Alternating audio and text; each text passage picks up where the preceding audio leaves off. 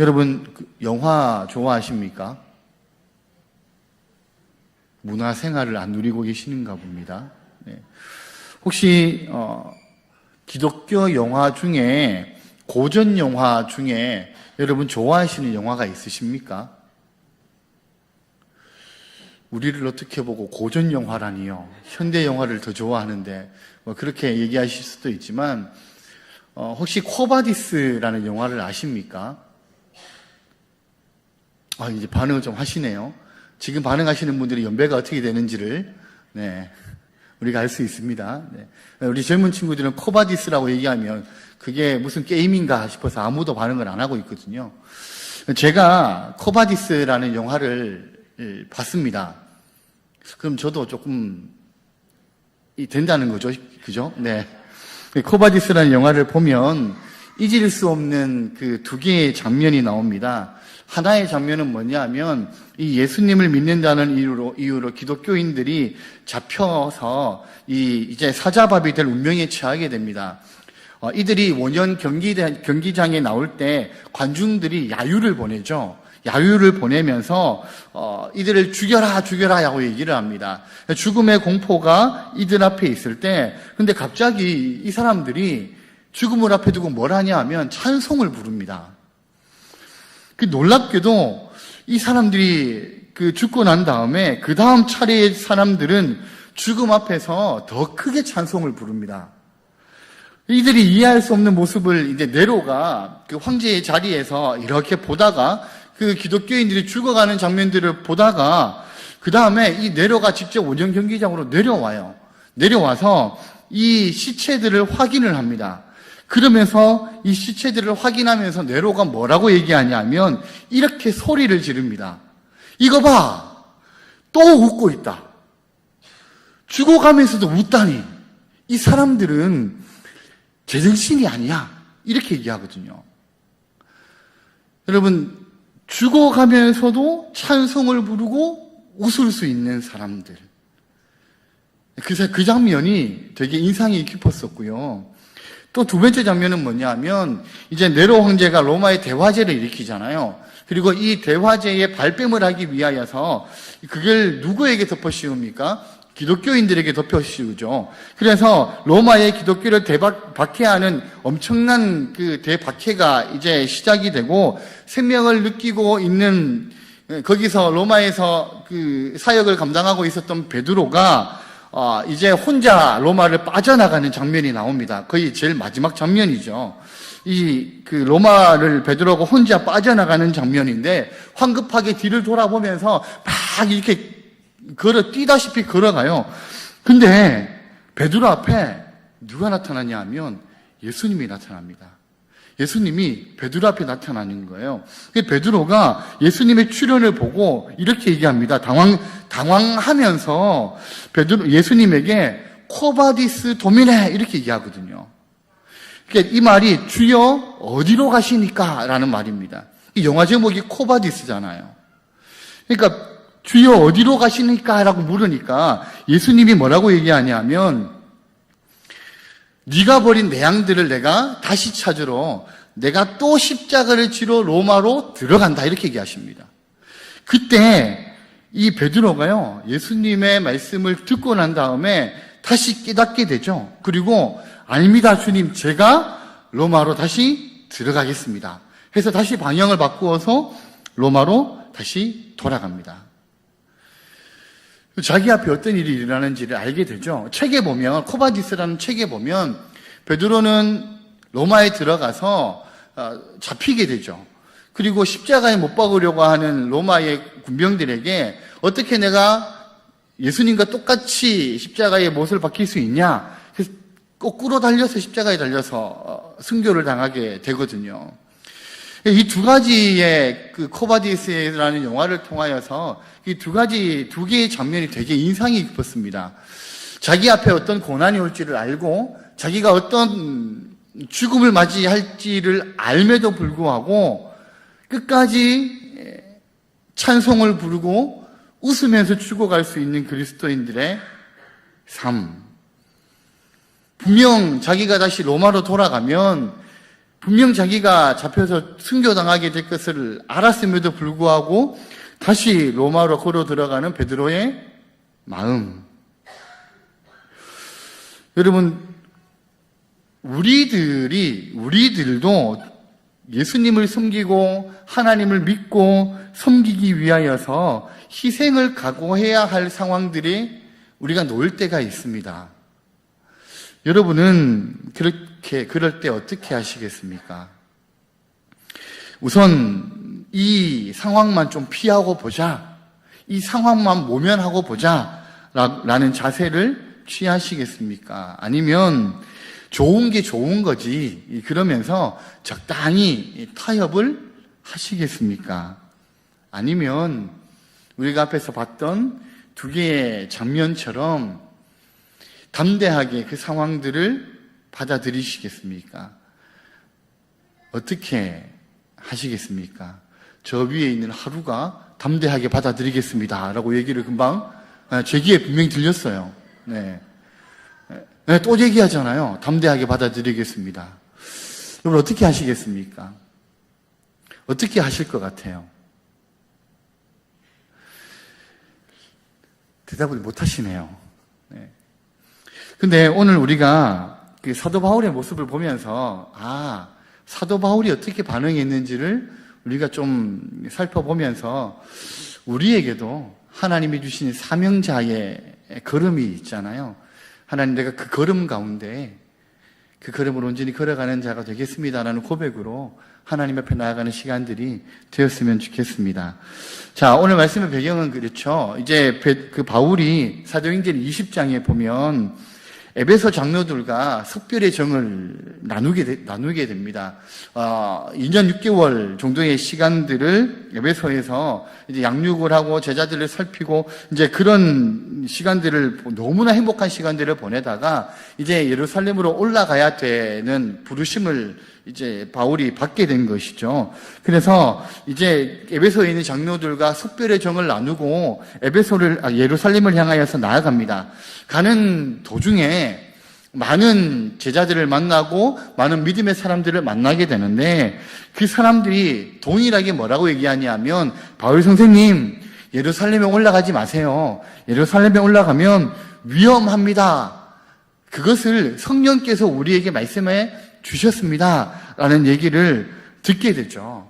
그럼에도 불구하고 바울이 단호하게 의지를 가지고 예루살렘으로 올라가는 그 과정의 장면들을 오늘 우리는 살펴볼 수 있다라는 겁니다. 그럼 왜 바울이 많은 사람들이 만류함에도 불구하고 왜 예루살렘으로 올라가려고 하는 것일까요?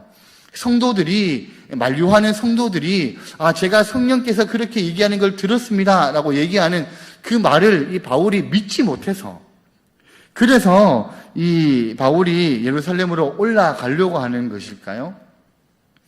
그건 아닌 것 같아요. 여러분, 그렇다고 해도 사실은 바울이라고 안전하고 평안한 삶을 살고 싶지 않았겠습니까? 아마 바울의 내면의 깊은 곳에서는 조금 더 이런 사역들을 감당했으면 좋겠다라는 마음들이 있었을지도 모릅니다. 그런데 바울은 왜 끝까지 예루살렘을 향하여서 가려고 했던 것일까요? 바울이 뭐라고 얘기하냐면 주님의 뜻이 있기 때문이다 라고 말하거든요. 목숨보다, 바울에게 있어서는 목숨을 지키는 것보다, 안전하게 사역하는 것보다 하나님이 주신 사명을 이루면서 나가는 것이 더 귀한 것이었다라는 겁니다. 그래서 바울은요, 사도행전 20장에서 에베소 교회 장로들과 석별의 정을 이룰 때 자기의 소견, 자기의 소신을 밝힌 적이 있습니다. 우리 사도행전 20장 22절부터 이 현대어의 성경이거든요. 같이 한번 읽겠습니다. 시작. 지금 나는 성령님의 인도로 예루살렘으로 가는 길입니다만 거기서 무슨 일을 당하게 될지 모릅니다.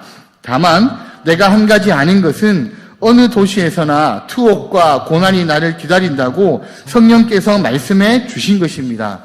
그러나 내가 달려갈 길을 다 가고 주 예수님에게 받은 사명, 곧 하나님의 은혜에 관한 기쁜 소식을 증거하는 일을 완성하기 위해서는 나의 생명을 조금 더 귀한 것으로 여기지 않습니다. 이게 에베소 장로들에게 바울이 얘기한 바울의 소신이었습니다. 여기서 뭐라고 얘기해요, 바울이? 바울이 받은 사명이 누구에게서부터 받은 사명이라 그럽니까? 성령께서 말씀하신 사명인 것이고 예수님에게 받은 사명이라고 얘기하는 거예요. 바울이 예루살렘으로 올라가야 되는 것은 이것이 그냥 바울에게 있어서 내가 예루살렘에 올라가서 거기에 있는 사람들에게 증거하고 전도하기 위해서 올라가는 것이 아니라 성령께서 바울에게 말씀하신 것이라는 것이죠. 그리고 예수님의 사역을 예수님이 맡겨주신 사명을 이루기 위한 분명히 거쳐야 되는 시간들이라는 겁니다. 그래서 바울이 그렇게 담대하게 자기의 소신을 얘기할 수 있었다라는 거예요. 여러분, 바울은 주님이 자기에게 맡겨주신 사명이 무엇인지를 정확하게 아는 사람이었습니다. 예수님께서 그 예수님을 믿는 자들을 핍박하던 사울을 부르신 이유는 분명 예수님이 바울에게 하시고자 하는 사명의 깊이가 있었기 때문에 그를 부르셨다라는 것이죠. 그리고 그 사명은 이방인들을 향한 하나님의 마음이었다라는 겁니다. 여러분, 그것을 바울은 분명히 알고 있었고 그러기 위하여서 내가 하나님의 은혜의 복음을 증언하는 일을 내 생명보다 더 귀한 것으로 여긴다라고 지금 고백하고 있다라는 것이죠. 사명자는요, 자기에게 사명을 부여하신 분이 누구신지를 압니다. 그리고 그 사명을 이루기 위하여서 포기하지 않고 달려가는 것이 사명자라는 겁니다. 오늘 바울의 모습이 우리에게 그것을 도전하고 있는 것이죠. 여러분, 그럼 바울만 사명자일까요? 우리는 아니고요. 바울만 예수님의 이름을 위하여서 사명을 감당하면 되는 사람들이고, 우리는 그냥 내 신앙 잘 지키고 내 믿음 잘 지키고 우리 가족 복받고 구원받고 그러면 끝이지, 우리에게 무슨 사명이라고 생각하는 것은 아니시겠죠. 여러분, 바울에게 주어진 사명이 동일하게 우리에게도 주어진 것입니다. 우리도 하나님으로부터 사명자로 부르심을 받은 사람들입니다. 그것이 우리가 입술을 열어서 예수 그리스도를 증언하는 삶이든 아니면 우리의 삶을 통하여 다른 사람들에게 예수 그리스도를 알게 하는 삶이든 혹은 믿지 않는 우리의 가족들에게 예수 그리스도를 나타내는 삶의 모습으로 우리가 어떤 모양으로 부르심을 받았는지를 알지 못하지만 우리 역시도 하나님께서 사명자로 부르셨다라는 것이죠. 그렇다면 우리에게 요구되는 것은 무엇이겠습니까? 바울이 고백하는 것처럼 사명을 포기하지 않고 감당하면서 달려가는 것이죠. 살아가는 것입니다. 저는 이 자리에 함께 하신 우리 모든 성도님들이 그래, 내가 사명자지. 내가 하나님으로부터 사명을 받은 자지. 그리고 이 사명을 포기하지 않고 끝까지 이루면서 믿음의 길을 온전히 살아가시는 우리 모든 성도님들의 삶이 되시기를 축복합니다. 여러분, 바울의 일행은요, 이제 예루살렘으로 올라가는 구체적인 이제 사역들이 시작이 됩니다. 밀레도에서 배를 타고 65km쯤 이제 갔다가 도착한 곳에서 하루를 머물러요. 그리고 난 다음에 이튿날에 바다라라는 곳에 도착을 합니다. 거기서 배를 타고 다시 떠나게 돼서 두로라는 곳에 잠시 머물게 되죠. 그죠? 근데 우리가 성경을 읽어보면 아시겠지만 계속 성경은 우리가 이렇게 얘기하거든요. 여러분, 사도행전을 기록한 사람은 누가입니다. 그죠? 그러면 우리가라고 얘기하는 그 바울의 팀 안에는, 선교팀 안에는 누가도 같이 포함이 되어 있다라는 것이죠. 그래서 누가가 우리가라고 얘기를 하는 겁니다. 누가도 그 사역을 함께 감당하고 있다라는 것이죠. 그래서 이제 두로에 도착해서 배가 7일 동안 머물러 있는 동안에 바울이 두로에 있는 성도들을 만나게 돼요. 그 성도들을 만났는데 그 성도들과 교제하는 가운데 이 두로에 있는 성도들이 성령의 감동을 받게 됩니다. 성령의 감동을 받아서 바울에게 예루살렘으로 올라가지 마세요라고 얘기를 해요. 예루살렘에 성령께서 바울 당신이 예루살렘으로 가는 걸 막으라고 하십니다라고 얘기를 했다라는 것이죠.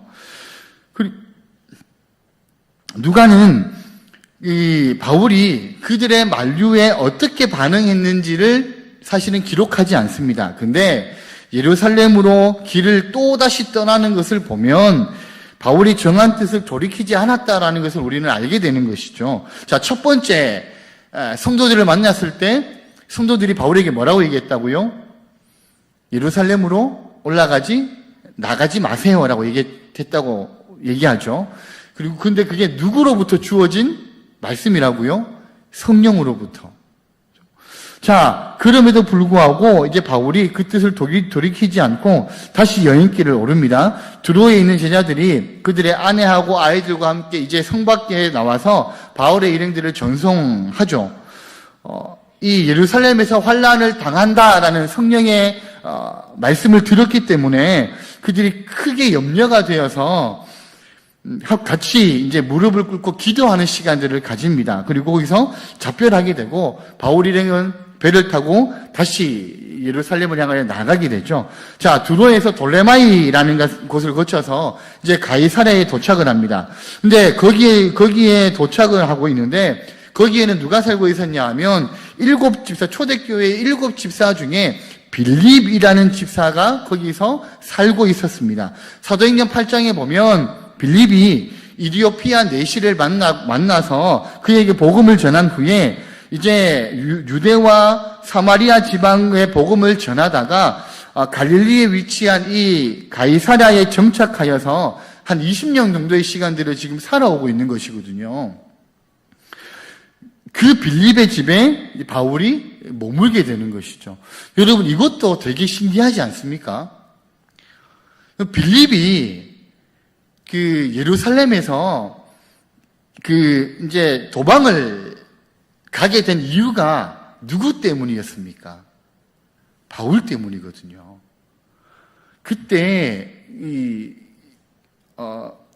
순교하는 일들이 생기고 그래서 거기서부터 박해가 시작이 되어서 빌립이 다른 지역으로 도망을 가게 된 것이거든요. 그리고 그 지역에서 복음을 전하게 된 것이죠. 빌립과 바울의 만남은 사실은 예전에 원수의 만남이었습니다. 근데 지금 시간이 지나고 난 다음에 빌립에게 바울이 들어갔다라는 거예요. 그 집에 머물렀다라는 것은 이미 빌립이 바울에 대한 모든 부분들이 용서가 되었다라는 것이죠. 그리고 바울이 어떤 사역을 했는지를 빌립은 들어서 알게 되었다라는 겁니다. 우리 하나님이 하시는 일이 되게 신기한 거죠. 원수된 관계를 복음으로 하나 되게 만드시는 거예요. 그 일들이 빌립과 바울의 만남을 통하여서 다시 우리에게 보여지게 된다라는 것이죠. 여러분, 그리고 난 다음에 여러 날을 거기서 머무는 동안에 유대의 아가보라는 선지자가 있습니다. 이 선지자가 사도행전 11장 28절에 보면 아가보가 성령의 감동을 받아서 천하에 큰 흉년이 들 것이다 라고 예언했는데 진짜로 이 예언이 성취가 되었어요. 그 말은 무엇입니까? 이 아가보라는 선지자는 헛소리하는 선지자가 아니라는 거예요. 어떻게 보면 그가 한 예언이 성취되어지는 능력이 있는 선지자라는 것이죠. 예언자라는 겁니다. 이 아가보가 지금 빌립의 집, 그러니까 바울이 머물고 있는 그곳에 와서 바울의 허리띠를 가져다가 자기의 손발을 묶습니다. 그리고 예루살렘에서 유대인들이 이 띠의 주인을 이렇게 묶어서 이방인들에게 넘겨줄 것이다 라고 성령님이 말씀하셨습니다 라고 예언을 하죠. 지금 바울이 체포되어서 로마 당국의 손에 넘어갈 것을 예언한 것이죠. 그러니까요, 바울과 같이 선교팀으로 움직이고 있었던 이 바울의 일행들이 가이사랴에 있는 성도들하고 같이 어떻게 얘기하냐면 바울을 적극적으로 말리기를 시작하는 거예요. 여러분, 우리가 읽었던 21장 12절 한번 보실래요? 이 성경을 보셔야 됩니다. 성경을 보셔야 돼요. 12절이에요.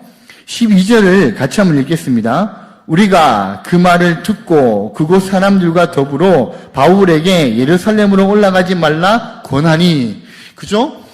바울과 함께 선교를 하고 있는 바울의 일행들이 가이사랴에 있는 성도들과 함께 바울에게 예루살렘으로 가지 마세요라고 만류를 한다라는 겁니다.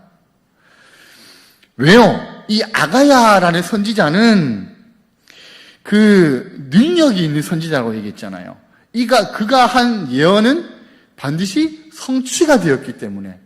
그래서 바울을 걱정하고 염려하는 마음이 극에 달한 거죠. 그래서 가이사랴에 있는 성도들과 함께 바울을 적극적으로 만류하면서 눈물로 호소하는 거예요. 여러분, 바울의 반응이 어떤지 한번 보실까요?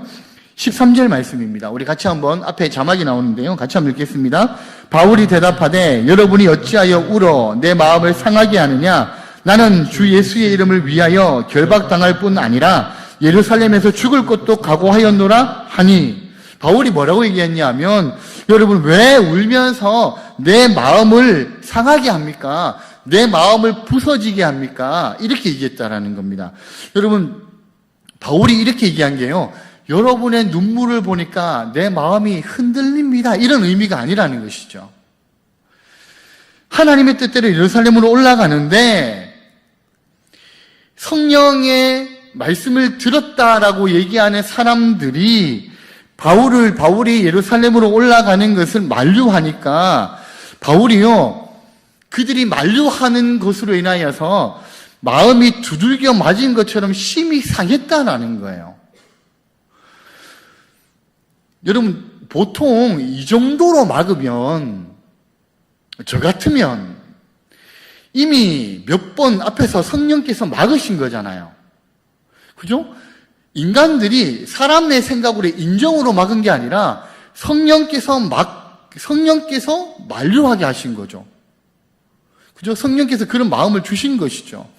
지금 마지막에 우리가 본 것처럼 지금 선지자를 통하여서도 성령께서 그렇게 말씀하신 거잖아요. 그러면 저 같으면, 성령께서 내가 가는 길을 막으시는가 보다 라고 생각을 하고, 그러면 내가 왔던 길로 다시 돌아가야 되겠다, 아마 이런 생각을 했을 겁니다. 근데 바울이요, 전혀 그런 생각을 하지 않습니다. 바울의 마음을 아무리 그들이 얘기한다 하더라도 바울은 절대로 그 마음을 돌이키지 않습니다. 달려갈 길과 주 예수께 받은 사명을 위하여서 자신의 생명조차 조금 더 귀한 것을 여기지 않음을 이 에베소 교회 장로들에게 얘기했던 것과 같이 똑같이 다시 바울을 만류하는 자들에게 다시 얘기했다라는 거예요. 여러분, 사명자는, 하나님의 부르심을 받은 사명자는 분별력이 있어야 되는 것이죠. 그렇다고 앞에서 바울을 만류했던 사람들이 마귀에게 쓰여서 만류했다라는 게 아닙니다. 오늘 성경은 분명히 얘기하잖아요. 성령께서 그들에게 그런 마음을 주셨다. 그죠? 그러니까 바울이 예루살렘에 올라가면 어떤 환난과 고통을 당하는지를 먼저 알게 하셨다라는 것이 성령이 주신 마음이라고 성경은 분명히 기록하고 있거든요. 그럼에도 불구하고 바울은 분별력이 있었다라는 겁니다. 무슨 말이냐면, 이미 바울은 사도행전 20장에서 성령이 자기에게 하시는 얘기를 들었어요. 그리고 예수 그리스도가 자기에게 사명으로 주신 그 사명이 무엇인지를 바울은 분명히 알았다라는 것이죠. 그래서 바울이 사도행전 20장에서도 결받고 환난이 자신을 기다린다라는 것을 성령이 미리 알게 하셨다라고 얘기하면서 말하잖아요. 우리 사도행전 20장 23절인데요. 우리 같이 한번 읽겠습니다. 시작. 오직 성령이 각 성에서 내게 증언하여 결박과 환난이 나를 기다린다 하시나. 그죠? 이미 바울도 성령이 자기에게 증언하여서 예루살렘에 올라가면 결박과 환난이 기다린다라는 사실을 알고 있었습니다. 그러니까 성도들이 만류하는 것도 똑같은 내용이잖아요. 그럼에도 불구하고 바울은 하나님께서 바울에게 부여하신 사명, 로마에 가서 네가 나를 증언할 것이다 라는 사명을 바울은 한 번도 잊지 않았다라는 거예요. 여러분, 바울에게 있어서 예루살렘으로 나아가는 것은 로마로 가기 위한 하나님의 사명의 부르심이었다라는 것이죠. 그 분별력이 바울에게는 분명하게 있었다라는 겁니다.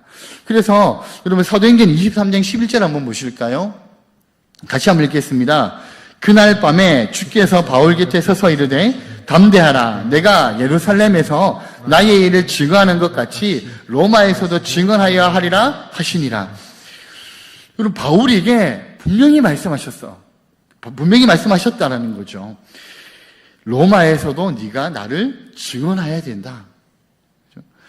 여러분 바울이 사도행전 19장 21절에도 보면 3차 전도 기간 가운데 에베소 사역을 하는 중에 로마로 가고 싶다는 마음을 바울은 가지고 있거든요. 그러니까 하나님께서 바울에게 주신 복음을 전하는 사명, 그러니까 로마에서 예수 그리스도를 증언하는 그 사명을 바울은 어떠한 상황에도 잊지 않고 있었다라는 겁니다. 여러분, 그런 바울의 사명이 있었기에 바울이 그들에게 여러분이 나를 마음 아프게 하지 마세요라고 얘기를 할 수 있었다라는 것이죠. 그리고 바울이 그렇게 권하니까 그들을 눈물로 만류하던 사람들이 어떻게 합니까? 우리 사도행전 21장 14절인데요. 같이 한번 마지막으로 읽겠습니다. 그가 고난을 받지 아니하므로 우리가 주의 뜻대로 이루어지이다 하고 그쳤노라. 그죠? 그들이 뭐라고 얘기했다고요? 주님의 뜻대로 이루어질 것이다. 더 이상 그들의 마음처럼 바울을 잡지 않았다라는 거예요. 주님의 뜻이라면 주님의 뜻대로 될 것입니다 라고 하면서 더 이상 바울을 잡지 않았다라는 겁니다. 여러분, 그러면 성령께서 아가보뿐만 아니라 그 앞에 있었던 다른 사람들을 통하여서 왜 바울이 예루살렘에 올라가면 환난과 고통을 당할 것이다 라는 사실들을 말씀해 주셨을까요? 바울을 말리게 하시기 위해서 그런 말씀을 하신 게 아니라면 그런 성령께서는 무슨 의미로 그 사람들에게 그 환난이 있을 것이라는 사실을 말씀해 주셨을까요? 그것은요, 땅끝까지 이르러 내 증인이 되리라는 주님께서 바울에게 주신 그 사명을 잘 감당할 수 있도록 기도하라는 겁니다. 너희들 바울이 이제 예루살렘에 올라가면 어떤 일을 당하는지 알았지. 그렇다면 바울을 위해 기도해. 바울이 이미 그 사실을 알매도 불구하고 나의 생명을 중요한 것으로 여기지 않고 그럼에도 예수 그리스도에게 부여받은 사명을 이루기 위하여서 그 길을 걸어가니까 너희들이 바울에게 일어날 그 일들을 미리 알았으니 바울을 위해서 기도해. 그 의미가 있는 겁니다. 그리고 또 한 가지 의미는요, 도전인 거죠, 도전. 어떤 도전입니까? 너희도 바울처럼 어떤 결박과 환난을 만날지라도 사명을 잊지 말아라. 너희들이 살아가는 그 이방의 도시잖아요. 바울을 막았던 두 번의 사람들은 이방에 있는 도시에서 믿음의 삶을 힘겹게 살아가는 사람들이거든요. 그들에게 너희도 바울처럼 너희들을 향한 어떤 결박과 환난과 어려움이 온다 할지라도 사명감을 잃지 말아라 라고 말씀을 하셨다라는 겁니다. 여러분, 우리에게 필요한 자세가 이런 것이지 않을까요? 하나님이 때때로 우리에게 하나님의 마음을 주실 때가 있죠. 그렇죠? 어떤 사람이 아프다 할 때, 어떤 사람이 병들었다 할 때, 어떤 사람이 지금 위기 가운데 처했다 할 때, 어떤 사람이 그 무거운 걸음을 걸어가야 된다 할 때, 하나님 우리에게 마음을 주실 때가 있습니다. 그것은요, 그것을 알고만 있어라 라는 게 아니라 그 사람을 위해서 기도하라는 것이죠. 그 성도를 위해서, 그 지체들을 위해서 기도하라 라고 우리에게 말씀을 주시는 것이라는 겁니다. 그뿐만 아니라 동일하게 우리에게도 도전하시는 거죠. 너희의 믿음의 삶의 모습 앞에, 너희가 걸어가는 믿음의 여정 앞에 때로는 힘겨움이 오고, 때로는 어두운 시간들이 오고, 때로는 우리의 의지로 이겨나가기 힘든 여러 가지 상황들이 올 것이다. 그럼에도 불구하고 사명을 감당하는 자가 되어라. 주님의 뜻을 따라서 살아가는 자가 되어라. 그걸 우리에게 말씀하시기 위하여서 그런 마음을 주신다라는 겁니다. 여러분, 하나님께서 우리에게 믿음의 공동체를 주셨잖아요.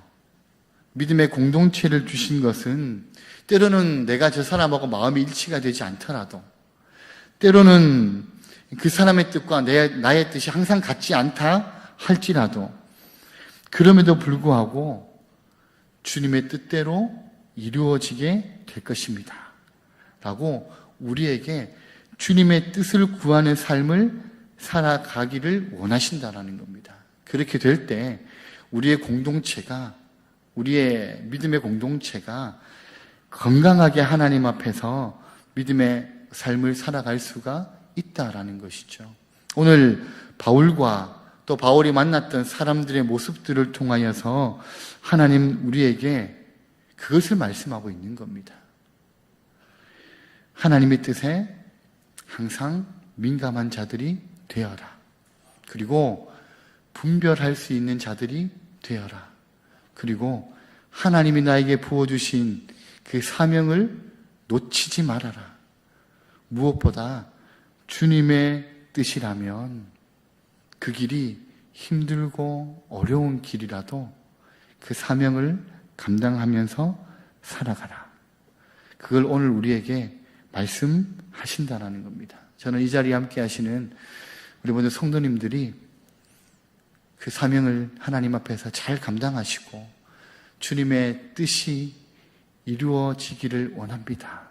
주님의 뜻대로 하시옵소서라고 고백하시면서 하나님 앞에 믿음의 삶을 온전하게 걸어가시는 우리 모든 성도님들의 삶이 되시기를 예수님의 이름으로 축복합니다.